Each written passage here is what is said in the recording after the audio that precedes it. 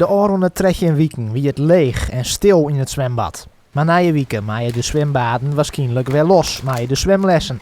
Bij het Tolhuisbad in Dokkum binnen ze hier wies mee, want ze hadden zwemmers gigantisch mist. Super gaaf. Ontzettend goed nieuws. Top dat de kinderen weer bij ons mogen komen zwemmen. En dat we ze weer met een glimlach mogen ontvangen. Het wie een drege tijd voor het zwembad. De lockdown had ze ook op financieel gebied bot te pakken gewoon. Voor de organisatie een hele grote klap. Maar we leven nog en we hebben de schouders eronder gezet en dat blijven we doen. En dan komen we er met z'n allen weer bovenop. Maar de zwemlessen komt er weer wat perspectief voor het Tolhuisbad. Ik al blijven de komende maanden onwis, krutte zwargen, meidjes ze haar net. Nee, ik heb geen angst dat we weer dicht moeten. Ik denk dat ze een weloverwogen besluit hebben genomen. En dat wij met vol goede moed gewoon die kinderen kunnen leren zwemmen. En nee, angst om dicht te gaan weer, nee. Er binnen nog wel wat vraagtekens over het zwemniveau van de baan. Na 3 man net zwemmen, moeten ze er waarschijnlijk wel weer even zien komen.